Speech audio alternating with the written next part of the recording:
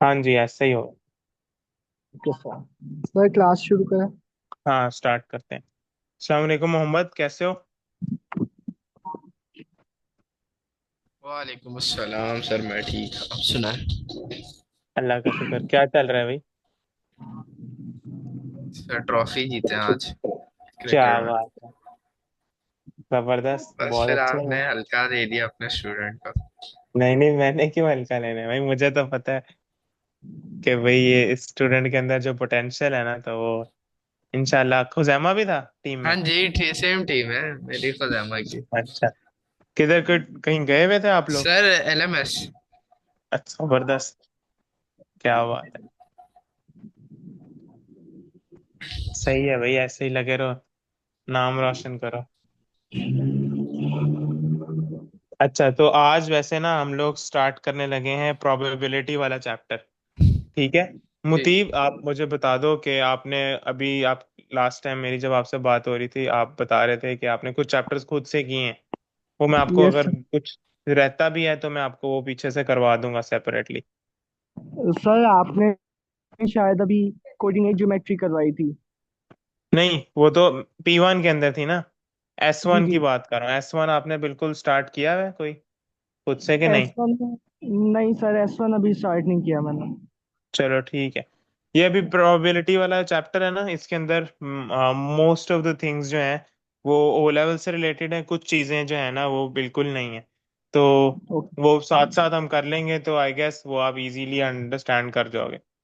मोहम्मद, आपने स्कूल में अभी तक प्रोबेबिलिटी वाला चैप्टर कहाँ तक पढ़ा है? सर, एक मिनट मैं आपको बताता हूँ क्योंकि मैंने एक क्लास मिस की थी। ओके। सर ये जो हमारे रिकॉर्डेड लेक्चर है ये कब तक अवेलेबल हो जाएगा? ये इंशाल्लाह क्लास के मैं फौरन बाद ही इसको ना ड्राइव पे अपलोड करके, जिस तरह कल आपको लिंक भेजा उस तरह आज दोबारा भेज दूंगा। Sir okay. प्रोबेबिलिटी खत्म हो चुकी हुई है हमारी, लेकिन हाँ प्रोबेबिलिटी जी। खत्म हो गई है? हाँ जी। ठीक है। और आप क्या कर रहे हो? अभी मतलब लास्ट क्लास में हमने पास पेपर्स किए थे तो अभी इस मतलब वजह से। क्वेश्चंस प्रैक्टिस की हैं। हाँ सही जी। है। लेकिन वो सर वो ट्री डायग्राम वगैरह उसमें सेट्स का कोई ताल्लुक नहीं था, तो वो सिंपल है, वो हाँ, लेवल वो वाला। सेट्स तो समझाने के लिए होते हैं, या फिर इस चैप्टर के अंदर ना मैं लिख देता हूँ, मतलब टॉपिक्स जो हमने कवर करने हैं वो मैं लिख देता वो बाकी मेन तो वही ओ लेवल ट्री डायग्राम आ गई, उसके हूँ। हाँ, बाद एग्जैक्टली। इतने बॉल्स हैं, इसको रिप्लेसमेंट के साथ निकाला, ये सब कुछ था सर। हाँ, ऑलमोस्ट ज्यादातर चीजें वही हैं। बस एक दो चीजें हैं, कंडीशनल प्रोबेबिलिटी है, या फिर वो है mutually exclusive and independent events हैं। वो क्लास मैंने स्कूल में मिस की थी।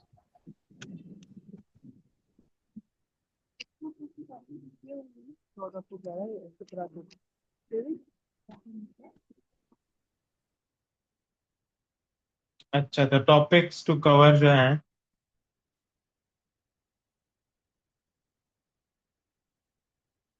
प्रोबेबिलिटी का चैप्टर है।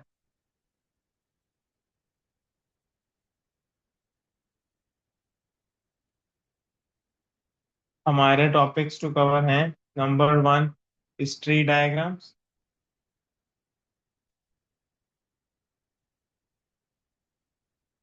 फिर नंबर 2 है conditional probability.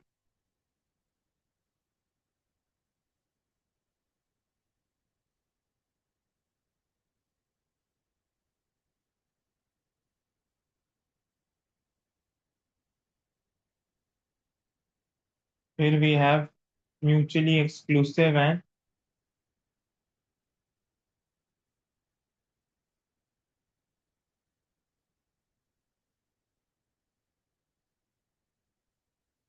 Mutually exclusive events, independent events.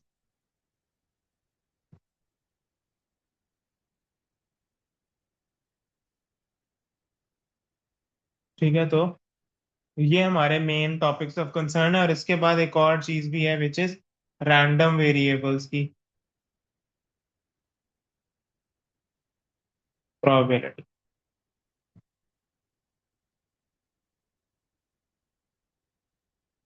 ठीक है, तो आज हम कोशिश करते हैं कि 1 और 2 जो है ना वो हम अच्छे से समझ लें, और उसके क्वेश्चंस भी कुछ साथ साथ प्रैक्टिस कर लें। तो सबसे पहले तो ये ट्री डायग्राम्स के अलावा भी हमारे जो ओ लेवल्स की जो आप लोगों ने प्रोबेबिलिटी में पढ़ा है, पहले मैं वो दोबारा से एक तरह से रिवाइज करवा लेता हूँ कि what is probability. Probability is basically the favourable outcomes या जो possible outcomes over total outcomes, यानी अगर हम किसी चीज का होने का चांस मेजर कर रहे हैं कि इस चीज के होने की क्या क्या पॉसिबिलिटीज हैं या कितनी अच्छी पॉसिबिलिटीज हैं over the total possibilities, that is the probability. तो प्रोबेबिलिटी को हम सम अप करते हैं इन वर्ड्स के अंदर या इस फ्रैक्शन के अंदर के favourable outcomes over total outcome.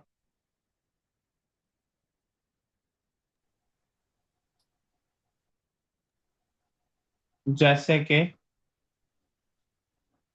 Example के तौर पे, सबसे बेसिक एग्जांपल जो एग्जामिनर भी most of the time repeat करता है कि मेरे पास एक कॉइन है जिसके एक साइड पे हेड्स और एक साइड पे टेल्स है। मैं अगर पूछूं कि हेड्स आने की क्या प्रोबेबिलिटी है, तो वो 1/2 ही है, बिकॉज या तो हेड आ सकता है या टेल आ सकता है। तो टोटल आउटकम्स दो हैं कि हेड आ सकता है टेल, और हेड उसमें से आने की एक ही पॉसिबिलिटी। तो 1/2 सेम गोज फॉर टेल्स। इसी तरह अगर मैं कोई डाइस रोल करता हूँ, 6 साइडेड डाइस, तो उसके अंदर मैं अगर ये पूछूं आप लोगों से कि भाई इवन नंबर आने की क्या प्रोबेबिलिटी है, तो अगर आप 1 to 6 देखो तो we have 3 even numbers and 3 odd numbers. तो 3 फेवरेबल आउटकम्स हैं कि 3 पॉसिबिलिटीज हैं कि हमारा इवन नंबर आ जाए, और टोटल आउटकम्स है 6। तो 3/6 वो भी अगेन 50% चांस है, 1/2 उसकी प्रोबेबिलिटी होगी। तो ये बेसिक हमारी प्रोबेबिलिटी की डेफिनेशन है, और इसी प्रिंसिपल पे सारा कुछ जो है ना प्रोबेबिलिटी का चल रहा है। सिमिलरली फिर हमारा हम प्रोबेबिलिटी को वेन डायग्राम से भी एक्सप्लेन कर सकते हैं स्लाइटली,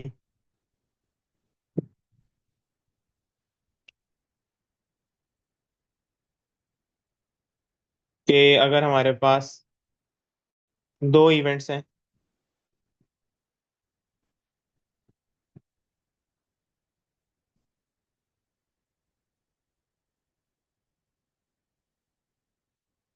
जो एट अ टाइम हो सकते हैं, ये बाहर वाले इवेंट को हम यूनिवर्सल सेट कहते हैं, और अंदर दो इवेंट्स हैं जो कि साइमल्टेनियसली हो सकते हैं एक साथ।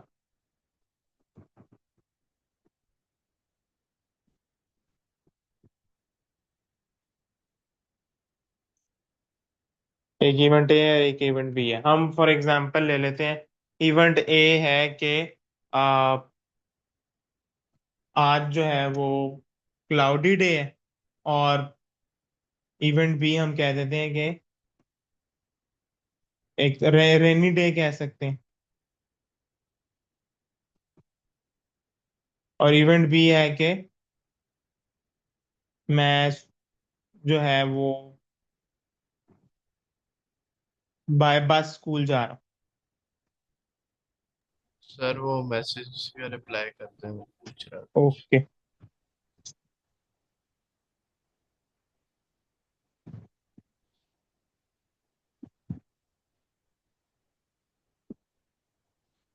आपने कुछ चैट में भेजा है? सर मैंने नहीं, वो उसने। हाँ जी। यस सर मैंने। ओके, मैं एक सेकंड देखता हूँ। हाँ, ये वेन डायग्राम ही है, वेन डायग्राम ही। ये इतनी ज्यादा वो नहीं है, मतलब आती नहीं है एग्जाम्स में, बट आपको इसको अंडरस्टैंड करना आना चाहिए। समटाइम्स हो सकता है वो पूछ ले, बहुत रेयरली है कि वेन डायग्राम बनाने को या वेन डायग्राम से रिलेटेड क्वेश्चन आएगा, बट वेन डायग्राम से प्रोबेबिलिटी समझी जाती है। अक्सर जो हमारे आगे के टॉपिक्स है ना, जैसे कि इंडिपेंडेंट और म्यूचुअली एक्सक्लूसिव इवेंट्स, वो हम दो इवेंट्स के कंपैरिजन की जब बात करते हैं ना, तो हम ये टर्म्स यूज कर सकते हैं कि ये दो इवेंट्स एक दूसरे पे डिपेंडेंट है या नहीं है, या फिर वो दो इवेंट्स एक दूसरे से रिलेटेड हैं या नहीं है।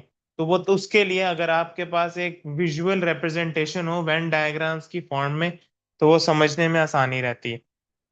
तो मैं इस वक्त फिलहाल आपको लोगों को ये एग्जांपल दे रहा हूँ कि दो इवेंट्स हैं, एक रेनी डे और ये कि मैं बस से ट्रैवल कर रहा हूँ टू दी स्कूल।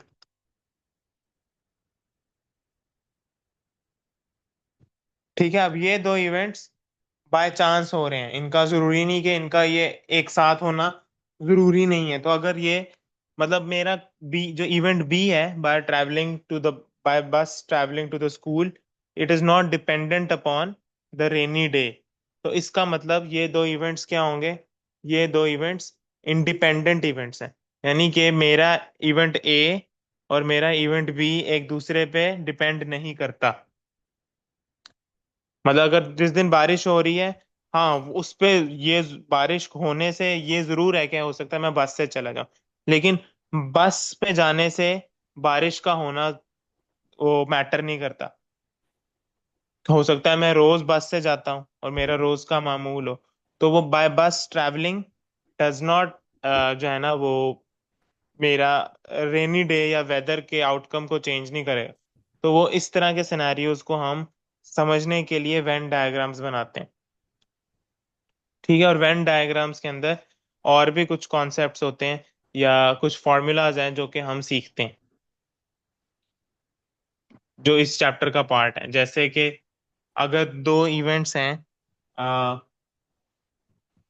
ये ए और बी, तो probability of A union B, यानी ए और बी के दोनों की ओवरऑल की probability is equals to probability of A plus probability of B minus the probability of A intersection B. ये एक इम्पॉर्टेंट फॉर्मूला है जो कि इस चैप्टर में यूज होता रहेगा, कि अगर सर हमने इंटरसेक्शन क्यों ऐड हो रहे हैं, तो सब कुछ ही ऐड नहीं हो जाएगा? देखो, हाँ, बात आपने अच्छा पॉइंट रेज किया। बात यह है कि हम फाइंड करना चाहते हैं इस पूरी चीज की प्रोबेबिलिटी, ऐसे ही है। हाँ जी। अब इसके अंदर से मैंने इसको किसके इक्वेट किया है? Probability of A. Probability of A ये है, और प्रोबेबिलिटी ऑफ बी भी मैंने ऐड कर दी है। ठीक है।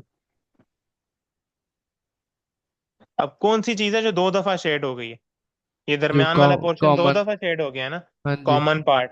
तो इसलिए मैंने उसको अच्छा, एक दफा ठीक है। माइनस कर दिया। ठीक है। समझ लग गई? ये चलिए जो हाँ जी। दरमियान वाला कॉमन वाला जो पार्ट है, ये दो दफा शेड हो गया। एक ही सेट में भी आ रहा है और बी के सेट में भी आ रहा है। तो उसको मैं ये मतलब दो दफा हो या आ गया शेड हो गया, इसलिए उसको मैं सब्ट्रैक्ट कर रहा हूँ टोटल में से। ठीक।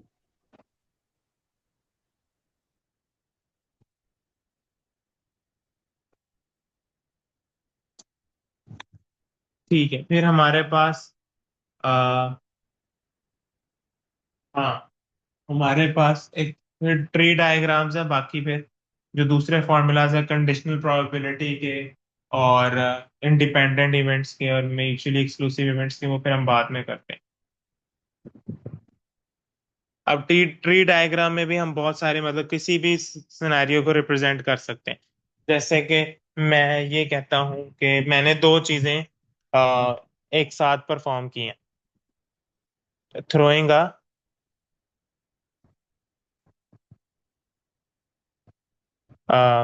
थ्रोइंग अ dice, six sided fair dice, ये, और साथ ही साथ एक फ्लिपिंग ऑफ अ कॉइन।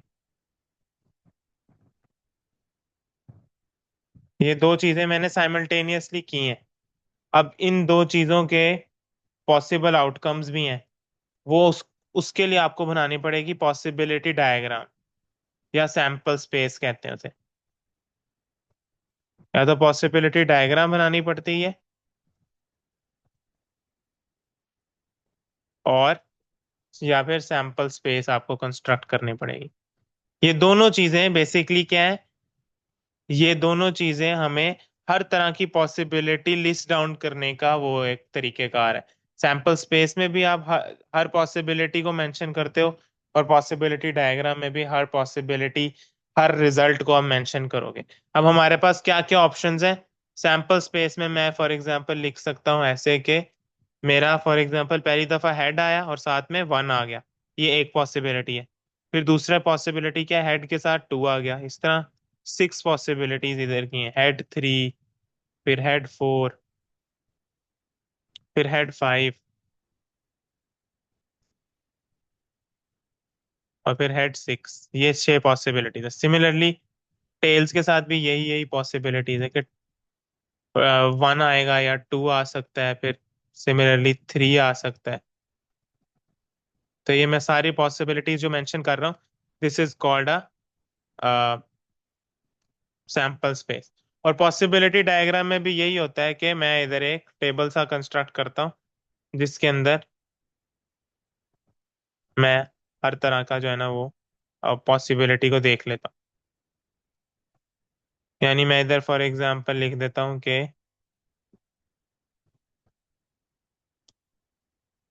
यहाँ पे टेल्स है, यहाँ पे हेड्स है, और यहाँ पे 1 2 3 4 5, और फिर एक 5 छठा कॉलम जो है ना बना के वो 6 के लिए रिप्रेजेंट हो सकता है। तो वो इधर भी आपने वही लिखना है, T1 T2 वही सारा बन जाएगा। लेकिन ये दो डिफरेंट तरीके हैं जिससे आप किसी भी जो है ना इवेंट्स को, मल्टीपल इवेंट्स को आप लिस्ट डाउन कर सकते हो, उनकी सारी पॉसिबिलिटीज को। अब वो इस से रिलेटेड क्वेश्चंस फिर आगे आपके पास आते हैं कि वो आपसे पूछ सकता है कि what is the possibility of probability of work out the probability of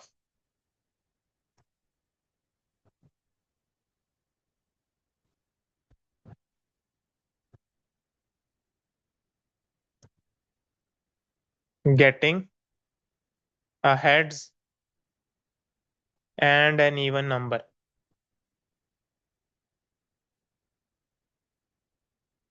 अब इधर जो है ना सवाल के अंदर भी एक चीज बहुत गौर करने वाली है, वो ये है कि ये जो वर्ड एंड है ना, एंड का मतलब होता है प्रोबेबिलिटी स्टैटिस्टिक्स के अंदर मल्टीप्लाई। ठीक है, और अगर वो और का लफज यूज करता है तो और का मतलब होता है प्लस, एडिशन। अभी चूंकि उसने ऐड यूज किया है तो हमने मल्टीप्लाई किन की प्रोबेबिलिटीज को मल्टीप्लाई कर देना है, हमने हेड्स की प्रोबेबिलिटी और इवन की प्रोबेबिलिटी को मल्टीप्लाई कर देना है। या फिर हम दूसरी चीज ये कर सकते हैं कि हमारे पास जो ऑप्शंस गिवन है बस हम उसको देख लें। वो मल्टीप्लिकेशन उस केस में आएगी जब हमने ट्री डायग्राम बनाई होगी और हमने दोनों की अलग अलग प्रोबेबिलिटीज फाइंड की हो कि भाई इवन नंबर आने की क्या प्रोबेबिलिटी है और ऑड नंबर आने की क्या प्रोबेबिलिटी है। तो अभी फिलहाल हम अभी मल्टीप्लिकेशन और एडिशन पे नहीं जाएंगे, हम सिर्फ इधर से पॉसिबिलिटीज देख रहे थे कि कब कब हेड और इवन नंबर आए। तो हम अब मोहम्मद आप मुझे बताओ कौन कौन सी पॉसिबिलिटीज में हेड्स और इवन नंबर आए हैं। H2F, H4, H6। H2, H4 और H6, यानी 3 पॉसिबिलिटीज हैं जब जब हमारा हेड भी आया और साथ ही इवन नंबर भी आया। तो और टोटल पॉसिबिलिटीज कितनी है, 12। तो आपकी probability of getting a head 1 over and 4। even is 3/12 which is 1/4। ठीक है, इसी तरह वो आपसे पूछ सकता है probability of tails and number and a number greater than 5, या एंड हाँ and a number greater than 2 कर लो। ठीक है, अब टेल्स और नंबर ग्रेटर देन 2 की कौन कौन सी ऑप्शंस हैं, ये ऑप्शन है, ये ऑप्शन है, ये ऑप्शन है, ये ऑप्शन है। यानी टेल्स भी है और एक ऐसा नंबर है विच इज ग्रेटर देन 2। तो T3 T4 T5 T6 ये 4 ऑप्शंस अवेलेबल। तो हमारे 4 possibilities out of the total 12। तो हमारी प्रोबेबिलिटी बन जाएगी 1/3, जिसको आप डेसिमल्स में 0.33 भी लिख सकते हो। ठीक है, तो ये ठीक। प्रोसीजर फॉलो होता है, और इसी ये जो हमने एग्जांपल लिया है इसी की ट्री डायग्राम भी हम कंस्ट्रक्ट कर सकते हैं। वो कैसे कंस्ट्रक्ट कर सकते हैं वो भी मैं बनाना समझा देता हूँ। कि हमारे पास दो ऑप्शंस थी, हेड्स की और टेल्स की। अब हेड्स के साथ क्या क्या आ सकता है, 6 ऑप्शन है फर्दर। नंबर्स 1, 2, 3, 4, 5 और 6। सिमिलरली टेल्स के साथ भी यही 6 ऑप्शन है। 1, इसको 6 कर देते हैं। 5, 4, 3, 2, 1। ठीक है, अब हेड आने की क्या प्रोबेबिलिटी है? 1/2। टेल्स आने की भी क्या प्रोबेबिलिटी है? 1/2। इसी तरह ही इन 6 नंबर्स के अंदर आपस में क्या प्रोबेबिलिटी है? हर एक की 1/6 प्रोबेबिलिटी है।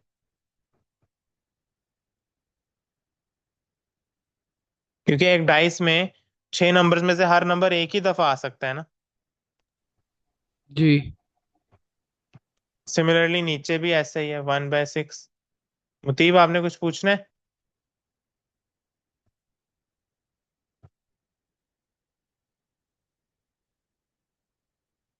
तो हम अब अगर वही ऊपर जो क्वेश्चन मैंने पूछा था कि probability of getting head and an even number,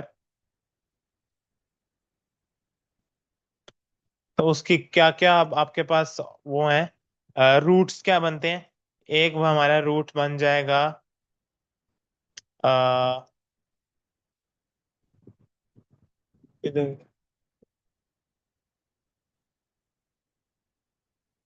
एक, सॉरी, हमारा रूट बन जाएगा ये हेड और 2 वाला, फिर हेड और 4 वाला, और फिर हेड और 6 वाला। तो अगर आप इनको इकट्ठा करो तो 1/2 टाइम्स 1/6, फिर इस तरह के सर 3 रूट्स हैं। सर जी, 1/4 भी नहीं। अच्छा ठीक है ठीक है। नहीं। देखो ना, 1/2 हेड्स की प्रोबेबिलिटी है और 1/6 उसकी प्रोबेबिलिटी है हर नंबर की। तो हाँ तो वन आपने बाय एक टू रूट, इंटू 1/6 फिर 1/2 इंटू वन हाँ, तो वो ओवर। 3 इस तरह के रूट्स निकल रहे हैं ना। अच्छा, उनको मल्टीप्लाई करके ऐड कर देना आपको। हाँ, या तो आप इनको अलग अलग लिख लो और इनको ऐड, ये बन जाएगा 1/12 प्लस 1/12 प्लस 1/12, जो कि बन जाएगा 3/12, और इवेंचुअली आंसर आ जाएगा 1/4। यानी ऊपर भी हमने यही क्वेश्चन किया था, वो चूंकि हमने लिस्ट डाउन कर दी थी तो हमें ज्यादा जल्दी आंसर मिल गया। तो ये जो ट्री डायग्राम्स है ना, ये उन केसेस में बनाई जाती है, ये आपको क्वेश्चन में जब खुद देगा, जब आपका डाटा सेट बहुत बड़ा हो। जैसे कि काफी ज्यादा, अभी तो बहुत छोटा सा डाटा सेट है, एक कॉइन की फ्लिप की है और एक डाइस थ्रो की है। तो वो इतने बड़ी वैल्यूज या इतनी ज्यादा सारी वैल्यूज नहीं है जिनके साथ हमने काम करना है। तो आप इजीली लिस्ट डाउन करके सैंपल स्पेस बना के आप आंसर्स लिख सकते हो, और उससे आपका आंसर आ भी जल्दी जाएगा। ट्री डायग्राम आप तब यूज करते हो जब आपके पास बहुत सारा डाटा सेट हो। तो वो दोनों केसेस में सही हमने जो देख आपने लिया। हम्म। आपने स्टार्टिंग में हेड और टेल की 1/2 और 1/2 रखी है। इसमें हमारे पास ओवरऑल प्रोबेबिलिटी जो है वो 1 होगी ना। हाँ, ओवरऑल हर चीज की प्रोबेबिलिटी 1 होती है एक इवेंट की। मतलब जितनी यस पॉसिबिलिटीज हैं उन सारों की प्रोबेबिलिटीज ऐड करेंगे तो 1 ही आए। सर, मीन्स अगर वो बोलता है कि मीन्स अली अगर है वो स्कूल जाएगा बस से, उसकी हाँ, प्रोबेबिलिटी अगर 0.8 है, और वो बोलता है कि स्कूल बस से ना जाए, साइकिल से जाए, और उसकी प्रोबेबिलिटी अगर वो हमें देता नहीं तो हम इस और ट्री डायग्राम की अगर वो बोलता है नहीं, तो वो हम हमें उधर वन क्वेश्चन ही में लिखें। क्वेश्चन में हमें वो क्लियर कर देगा कि अली फॉर एग्जांपल कितने पॉसिबल तरीकों से जा सकता है स्कूल। फॉर एग्जांपल ओके हमें वो बता देता है कि अली जाता है बाय फुट, मतलब पैदल जाता है, ठीक है, साइकिल करके जाता है, बाय बस जाता है, और बाय वॉकिंग जाता है पैदल। ठीक है, अब उसने हमें बस की बता दी, बस की जाने की प्रोबेबिलिटी 0.8 है, और साइकिल पे जाने की प्रोबेबिलिटी भी नहीं उसने बताई, और वॉकिंग पे मतलब पैदल जाने की प्रोबेबिलिटी भी नहीं बताई। तो फिर उस केस में नहीं आप ये सो कर सकते 1 - 0.8 करके दोनों को इक्वली डिवाइड नहीं कर सकते। ये हम डिटरमिन नहीं कर सकते। या तो वो बता देगा किसी एक की, या तो वो साइकिल की बता देगा कि साइकिल पे जाने की है 0.1, तो हम इसकी भी फिर 1 - 0.8 + 1 करके निकाल लेंगे, जो कि 0.1 ही आएगी। तो वो तो ये सिर्फ आप उस केस में कर सकते हो जब आपके पास दो वैल्यूज गिवन हो।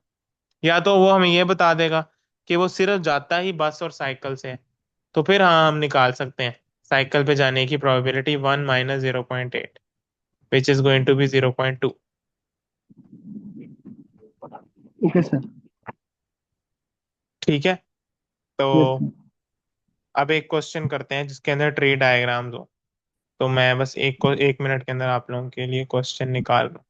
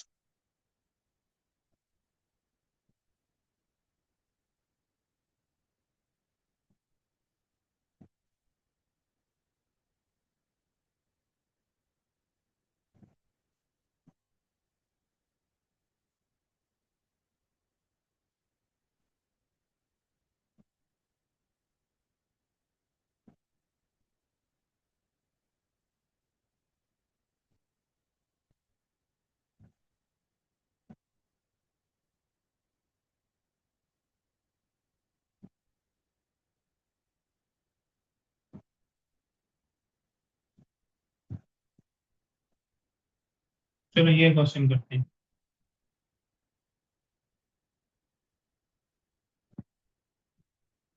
और S1 के अंदर ना क्वेश्चन रीड करना इज वेरी इंपॉर्टेंट, क्योंकि क्वेश्चन थोड़े से लेंथी होते हैं और कोई भी इंफॉर्मेशन हल्की सी भी मिस हो गई तो वो फिर it's going to cause problem, अगर वो हम गलती से भी मिस कर लें। तो अब उसने हमें एक क्वेश्चन दिया है कि Don plays tennis, 65% of his first serves go into the correct area. If the first serve goes into the correct area, his chance of winning the point is 90%. If his first serve does not go into the correct area, Don is allowed a second serve, and of these, 80% go into the correct area. If the second serve goes into the correct area, his chance of winning the point is 60%. If neither serve goes into the correct area, Don loses the point. Draw a tree diagram to represent this information. अब क्या करेंगे? उसने हमें बताया है कि don जो है उसकी 65% ऑफ हिज फर्स्ट सर्व्स। अब दो चीजें हो रही है, एक फर्स्ट सर्व हो रही है और एक सर सेकंड जो सर्व हो रही है। सेकंड सर्व है उसमें हाँ दो है ना, एक तो 35% तो है, तो दोनों का ही जो रह गया है 65% उसकी फर्स्ट सर्व है, अगर उसको निकाल दो तो 35 नहीं, बनेगा ना। हम ये देख लेते हैं, हम दो चीजों की हेडिंग देते हैं, एक साइड पे फर्स्ट सर्व लिख लेते हैं। सही है। हाँ। फर्स्ट सर्व हमने की, फर्स्ट सर्व करेक्ट एरिया में चली गई, हम इसको लिख लेते हैं सी लिख लेते हैं, और इधर लिख लेते हैं N, not in correct area. ठीक है, सी मतलब करेक्ट एरिया और एन मींस नॉट करेक्ट। तो सी करने की क्या प्रोबेबिलिटी, करेक्ट एरिया में जाने की उसकी प्रोबेबिलिटी है जीरो पॉइंट उसने सिक्स फाइव 0.65। शाबाश। और इनकरेक्ट एरिया में जाने की प्रोबेबिलिटी फिर 0.35। 35 हो ठीक है, गया। ऐसे ही है। Yes sir.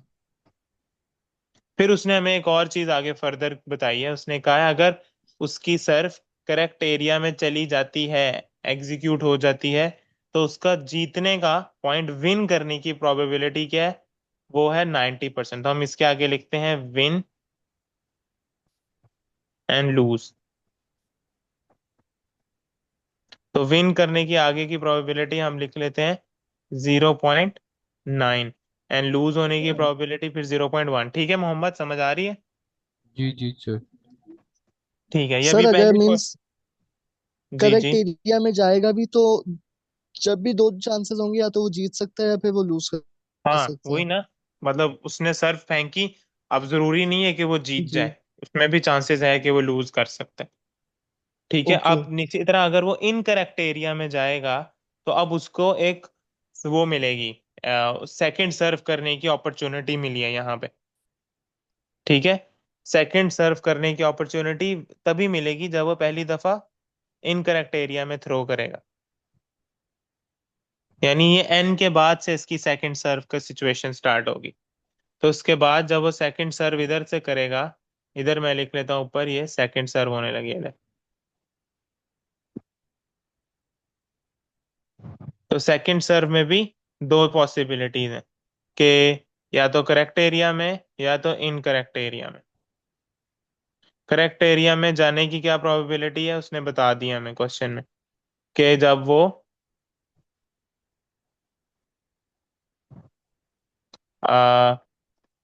सेकंड सर्व करता है, तो 80% of that goes into the correct area, और 20% does not go into the correct area.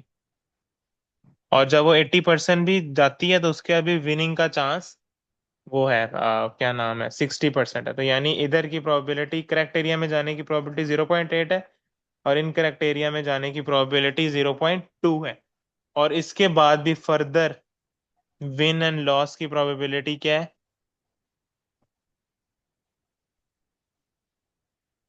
वो 0.6 है,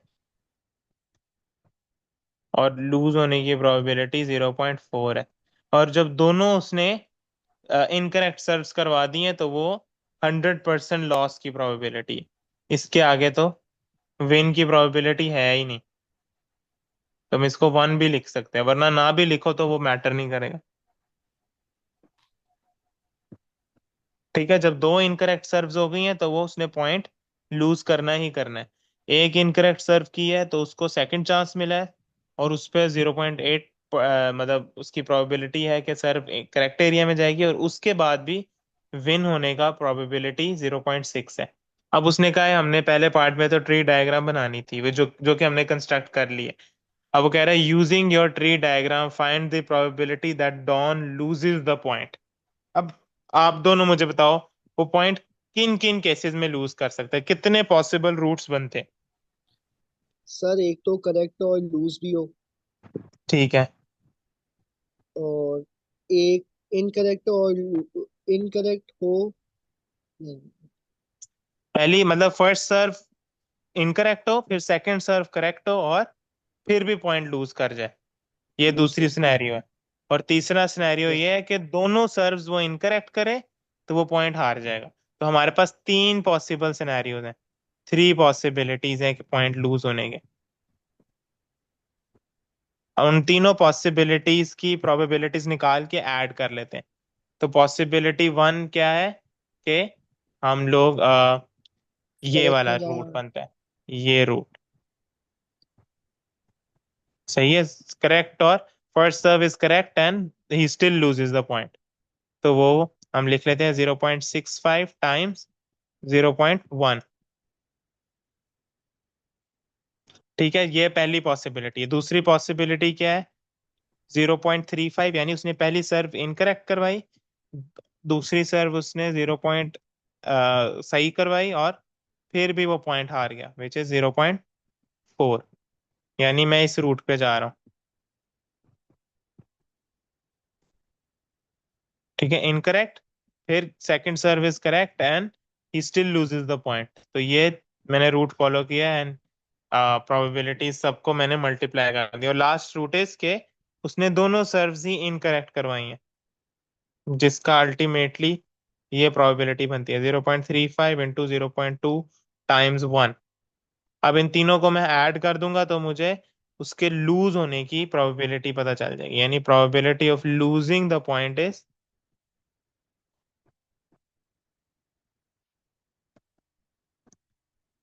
तो क्या बन रहा है आंसर मोहम्मद, आपने कैलकुलेट किया है? सर कर पहले रहा हूँ। का तो 0.065 है, दूसरे का है मेरे ख्याल से 0.112। 0.112 और तीसरे का 0.07 है। सर टोटल आंसर है 0.247। 0.247। 7। ठीक है, मैं चेक भी कर लेता हूँ मार्किंग स्कीम से इस क्वेश्चन की कि क्या आंसर आ रहा है। यस सर, थर्ड का बिल्कुल, हमारे जीरो दोनों पॉइंट जीरो आंसर्स सेवन बिल्कुल ठीक है, हमारी ट्री डायग्राम भी 100% यही मैच कर रही है और हमारा जो आंसर्स है, जो सेकंड पार्ट का आंसर है वो भी एग्जैक्टली सेम है। मुतीब, आप कुछ कह रहे थे? मैं सर, वो थर्ड पार्ट का जो है वो 0.07 है पॉसिबिलिटी। हाँ जी, हाँ जी, 0.07 ही है। ओके। ठीक है, एक और क्वेश्चन करते हैं, फिर इंशाल्लाह बाकी अब जो है ना फिर वो दूसरी क्लासेस में हम कंटिन्यू करेंगे।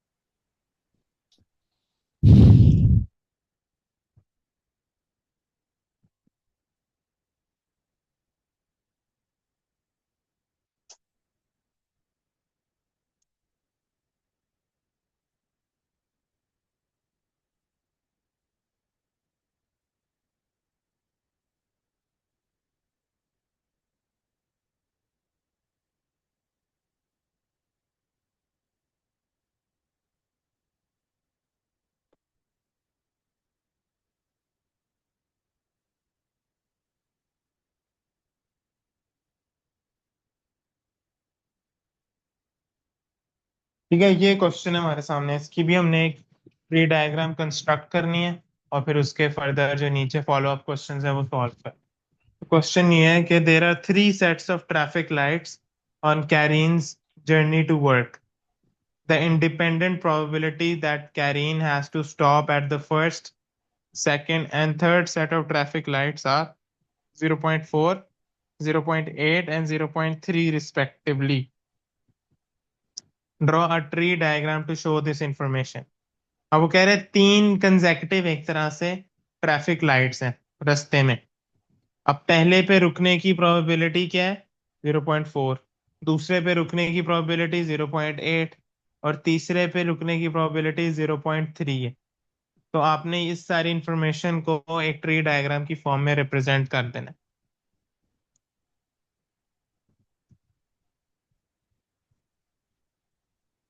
तो हम इसको ऐसे लिखते हैं कि हमारे पास पहली ट्रैफिक लाइट है, फर्स्ट ट्रैफिक लाइट।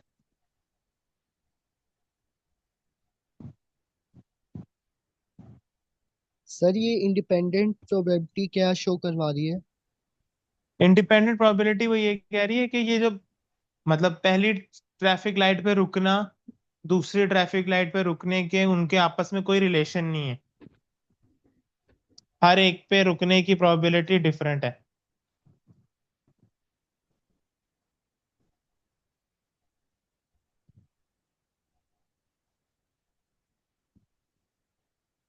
इसको ऐसे लिख लेते हैं, ठीक है। सर ये एक से कनेक्ट होती जाएंगी ना आगे, मतलब एक हाँ जी, मेन। फर्स्ट लाइट, हाँ फिर जी। हम इधर सेकंड लाइट लिख देते हैं, फिर इधर थर्ड लाइट लिख देते हैं।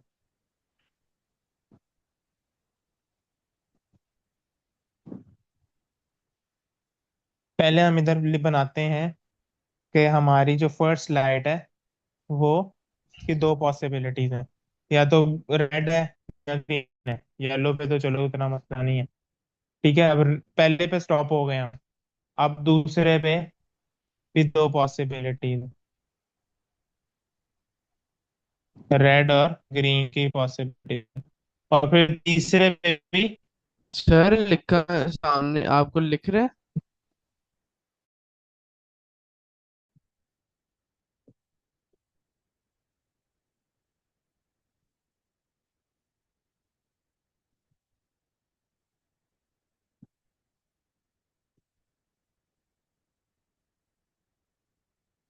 अब नजर आ रहा है?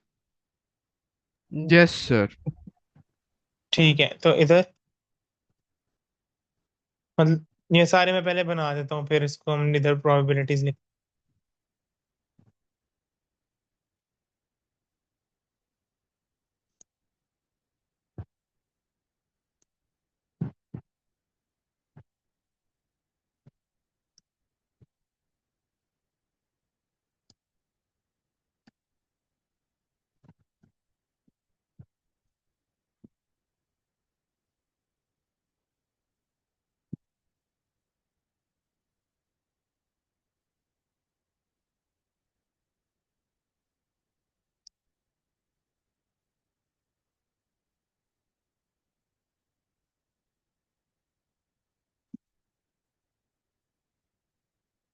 ठीक है, अब पहली ट्रैफिक लाइट पे उसने हमें प्रोबेबिलिटी बताई है कि स्टॉप करने की प्रोबेबिलिटी 0.4 है, तो गुजरने की या जाने की प्रोबेबिलिटी 0.6 है। ठीक है, ऐसे ही है।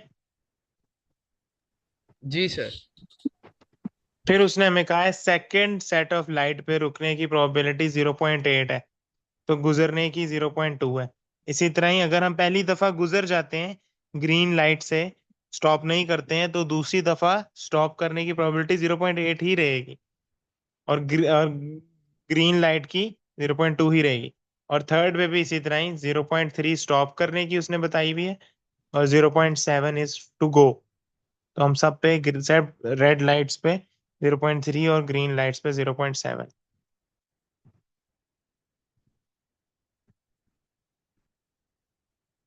कंफ्यूजन तो नहीं है ना इसमें?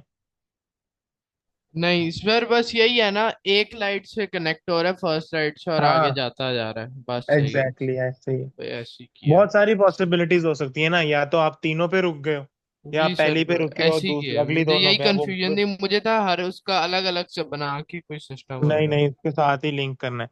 अब सर उसने हमें ट्री इसमें डायग्राम हमने कंस्ट्रक्ट कर ली। मुतीब, आप कुछ पूछ रहे हो?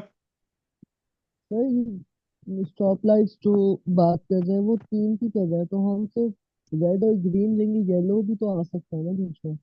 लेकिन येलो लाइट पे आप स्टॉप तो नहीं करते हो ना, येलो लाइट पे भी आप निकल जाते हो, तो हम सिर्फ यही अभी पॉसिबिलिटी देख रहे हैं कि या हम स्टॉप स्टॉप कर रहे हैं, या अच्छा, हम हम इस बार निकल स्टॉप रहे या हैं। जाने की है बस। हाँ, या मतलब अच्छा, रुकने की प्रोबेबिलिटी है या जाने की प्रोबेबिलिटी। ठीक वो है सर फिर। सेकंड कोई दरमियानी उसने हमें वो भी नहीं, क्वेश्चन में भी वो इग्नोरेबल है येलो लाइट, उसको वैसे भी आम जिंदगी में भी कोई लिफ्ट नहीं कराता।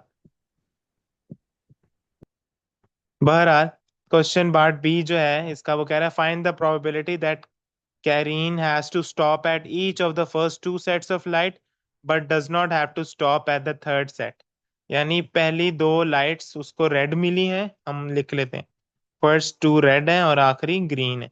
तो हमारे पास, हम ये जो हमने सारा बनाया है ट्री डायग्राम, इसमें हम देख लेते हैं फर्स्ट टू रेड, यानी ये और देन दिस।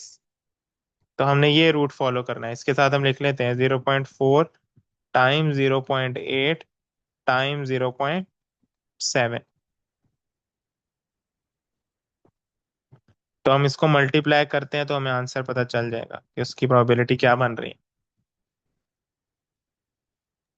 क्या आता है इसका आंसर? सर 0.224। 0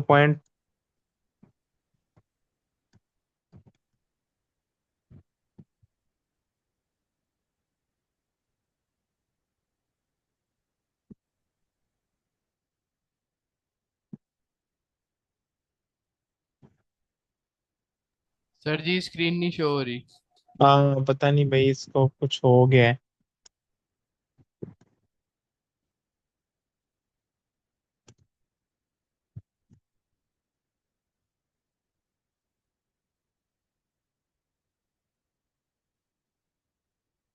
0.224। ये प्रोबेबिलिटी है रेड रेड ग्रीन की। अब उसका थर्ड पार्ट जो था क्वेश्चन का, वो था find the probability that Karin has to stop at exactly two of the three sets of lights. अब वो कह रहे तीन लाइट ट्रैफिक लाइट्स में से वो एग्जैक्टली दो सेट्स ऑफ लाइट पे रुकेगी और एक पे से गुजरेगी। ठीक है, अब इसकी कितने पॉसिबल कॉम्बिनेशंस हो सकते हैं ये आपने देखने हैं, और कितने पॉसिबल रूट्स बन सकते हैं। या तो मेरे मुझे कौन बताएगा क्या क्या पॉसिबल रूट्स है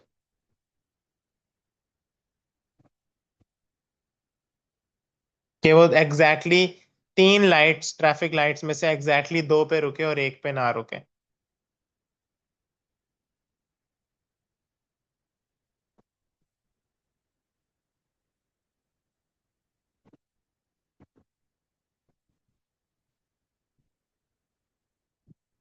हाँ भाई मोहम्मद, क्या क्या पॉसिबिलिटीज बन सकती हैं? सर दोबारा रिपीट करेंगे ना जरा उसने दोबारा। क्वेश्चन कहा है कि वो क्या प्रोबेबिलिटी है कि वो सिर्फ दो लाइट्स पे रुके और एक पे ना रुके। यानी सर एक उसको आप ग्रीन लाइट मिले और कोई सी दो उसको रेड लाइट्स मिले। तो आप ले लेना फर्स्ट लाइट से इजी। एक ग्रीन चाहिए और दो रेड चाहिए ना। हाँ, तो सर आप 0.4 प्लस 0.4 और वो कर दें 7 इंटू 0.7 कर दें। दो रेड हो नहीं, जाएंगे। हमने एक रूट सेलेक्ट करने हैं ना। देखो हमने जब ट्री डायग्राम बन जाती है ना तो हमने सारे रूट सेलेक्ट करने हैं। सर एक तो वो पहला पॉसिबिलिटी, नहीं हो जाएगा वो हाँ जो। हमारे पास पहला है ये रेड रेड ग्रीन, ठीक है। जी सर यही वाला। और इसके अलावा भी तो पॉसिबिलिटीज हाँ हैं जी। कि पहला उसे ग्रीन मिले और अगले दोनों उसे रेड मिले। जी। ऐसे ही है। और जी। एक और पॉसिबिलिटी भी है कि कि- उसे पहला जो है वो क्या नाम है, वो रेड मिले, दूसरा ग्रीन मिले और तीसरा फिर रेड मिले। हाँ जी। तो ये मैं तीनों को लिस्ट डाउन करता हूँ। Red red green is a possibility, red green red is a possibility, and green red red is a possibility. In her case के अंदर उसके पास दो रेड लाइट्स हैं और एक ग्रीन लाइट्स हैं। ठीक है, तो हमारे पहले वाले का तो आंसर हमने ये निकाला है 0.224। और दूसरे का आंसर हम निकाल लेते हैं, वो बनता है 0.4 टाइम 0.2 टाइम 0.3।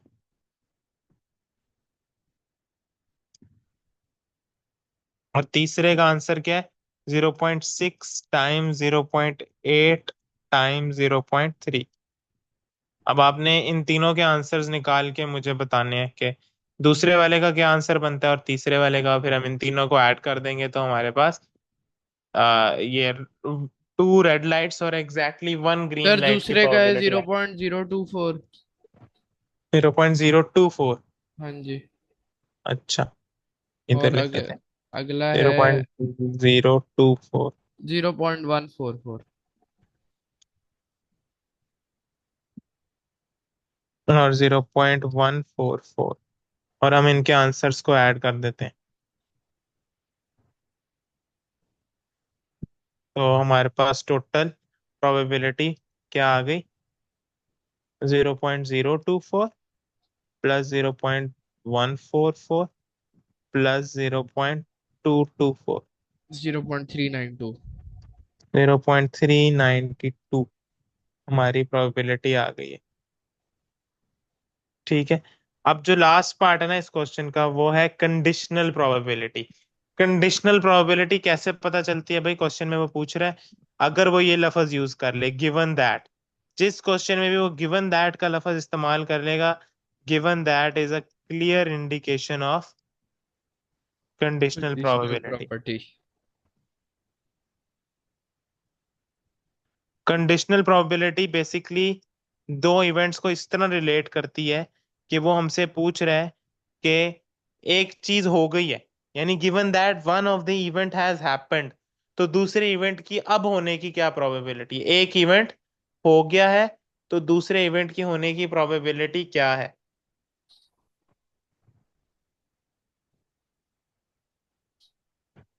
ठीक है, तो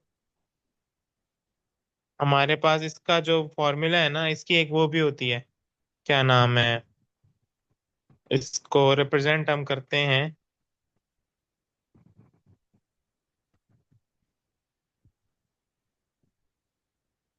इस सिंबल से। अच्छा,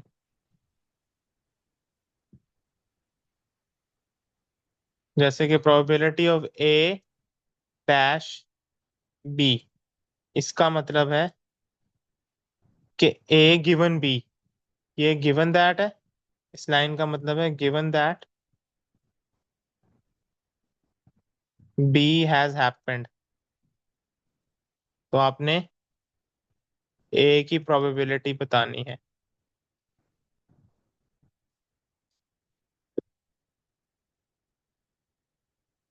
सो अगर वो इस तरह, ये कंडीशनल प्रोबेबिलिटी का जो फॉर्मूला है ना, वो कुछ यूं है।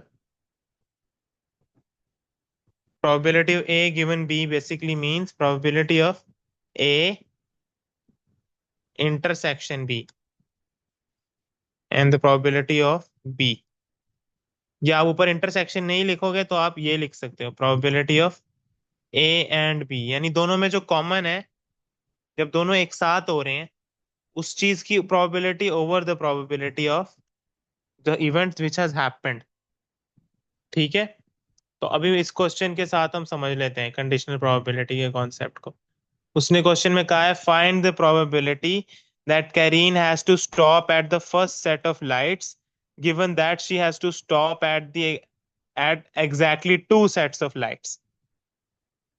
ठीक है, यानी वो कह रहा है कि उसने दो सेट ऑफ लाइट्स पे रुकना ही रुकना है। तो उसकी पहले सेट ऑफ लाइट पे रुकने की प्रोबेबिलिटी क्या है? ठीक है, फर्स्ट सेट ऑफ लाइट पे उसने ग्रीन होना है, ग्रीन एट फर्स्ट लिख लेते हैं इधर, green at first light given that stops at exactly two lights, two stop lights।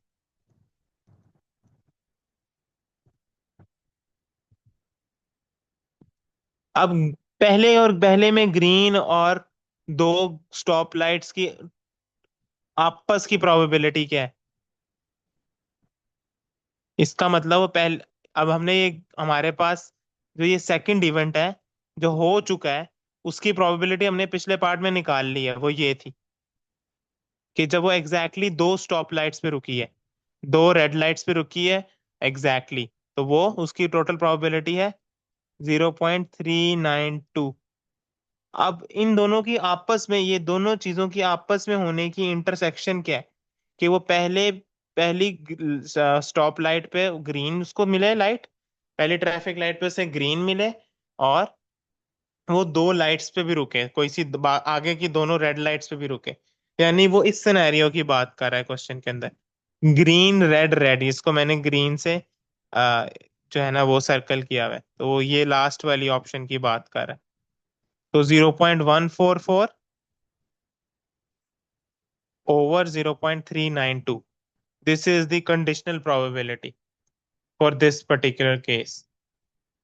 थोड़ा सा कंफ्यूजिंग है, लेकिन ये है कि अगर आप क्वेश्चन को समझ जाओ ना तो फिर आप इजीली कर लोगे कि वो पूछना क्या चाह रहे हैं। अगर अभी भी किसी को नहीं समझ आया तो मैं समझा देता हूँ। मोहम्मद, समझ लगी है क्या उसने पूछा है? जी सर। मुतीब, आपको भी समझ लग गई है? Yes sir. ठीक है, अब इसका आंसर बता दो क्या बनता है।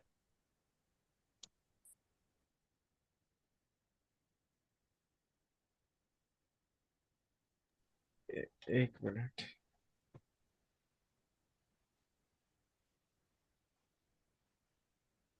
0.37 कर ले राउंड ऑफ कर। ठीक है, यानी 0.37 उसकी कंडीशनल प्रोबेबिलिटी है कि वो पहली लाइट पे, पहली ट्रैफिक लाइट पे उसको ग्रीन मिलेगा, और वो एग्जैक्टली दो रेड लाइट्स उसको मिलेंगे ओवरऑल।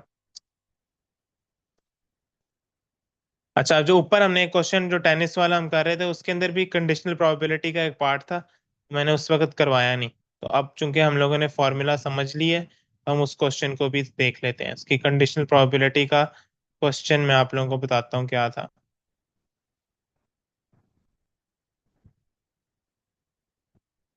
उसका जो क्वेश्चन था वो ये था कि find the conditional probability that Don's first serve went into the correct area given that he loses the point. के first serve probability, correct area में जाने की probability given that loses the point. पहले फर्स्ट सर्व का, इसके साथ भी first लिख देते, फर्स्ट सर्व करेक्ट एरिया में जाए given that he loses the point. अब इसका फॉर्मूला अगर हम फॉलो करें तो वो ये पूछना चाह रहा है कि करेक्ट एरिया में भी जाए पहली दफा और लूज भी करे, तो इनकी आपस की जो कॉमन वाला जो प्रोबेबिलिटी है वो क्या है, करेक्ट एरिया में भी जाए और लूज भी करे, तो वो ये बनता है, ये रूट जो ऊपर हम लिखते हैं नहीं है, probability of C and loss divided by probability of loss. ये हमारा फॉर्मूला बन जाएगा फॉर दिस कंडीशनल प्रोबेबिलिटी।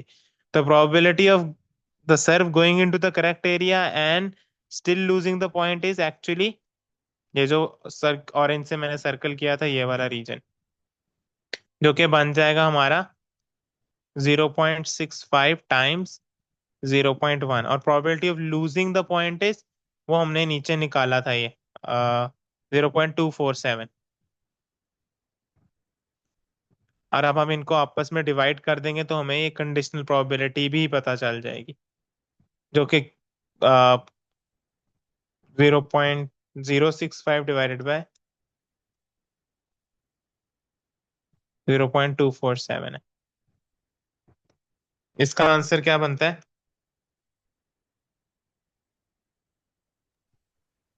एक मिनट सर, थोड़ा सा नीचे करेंगे। अच्छा सर,